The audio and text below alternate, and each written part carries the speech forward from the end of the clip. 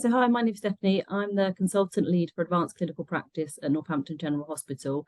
So my job is the organisational lead, which oversees the governance and the development of all of our clinical practitioners.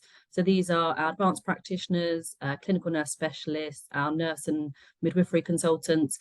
So I'm an advanced clinical practitioner by background. So effectively what that means is that I work within the medical workforce. I assess, diagnose and treat patients as a clinician. So I see a wide range of patients in the emergency department. So I do that in my clinical hours, and then I'm also the organisational lead for Northampton General Hospital. I completed my PNA training in February this year. I work as an advanced clinical practitioner in the emergency department, and I work very heavily within the medical workforce, doing very similar roles to our medical colleagues in terms of a clinician, so seeing and treating a range of patients. And what I found was that as a practitioner, you can be very isolated because you work within a medical workforce, but you're a nurse by background. So the PNA role really appealed to me as a way to kind of empower me to kind of branch out to my peers, to be able to help people with their development and their support. And then I moved into this consultant practitioner job. And what I found was that actually a lot of our practitioners are not PNAs.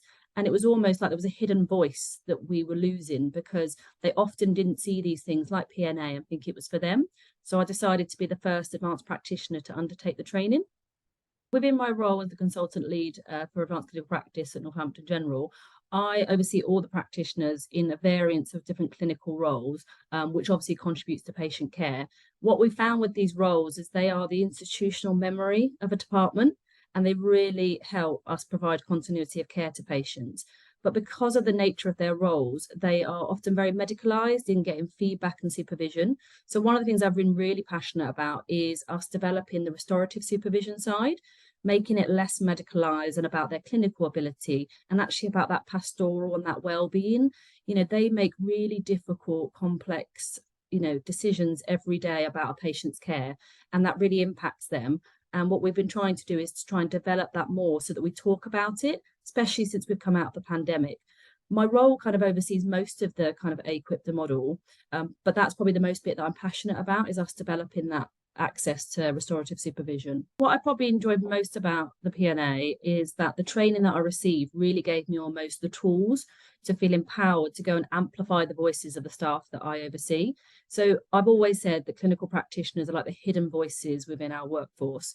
They go above and beyond every day and often don't get the recognition and don't often see a lot of things like PNA is for them. And what this has allowed me to do is have the tools and the confidence to be able to amplify those workforces and recognise these people. So whether that's supporting them through restorative supervision or QI projects, we've really been able to give them a platform where they feel that they have that accessibility to us as well. And so I think they really benefit from this different type of support and development that they don't always see. And that's what I probably enjoyed the most. I think one of the main challenges that I found is that I work in a really senior position within the organisation, and a lot of the staff that I oversee, often it's hard for them to see me as a PNA and a manager separately.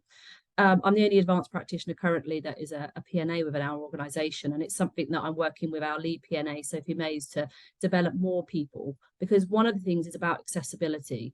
And actually, people need to also see it as a credible person, but they also need to feel that they can go to that person. And it's separating, I think, manager and PNA. And sometimes in my role, it's difficult because people will always see you as a manager. So one of the things we're doing is trying to have more people involved in it. And I've done more work with pre-reg, international educated nurses. So I can use my role in lots of different ways, not just for my staff.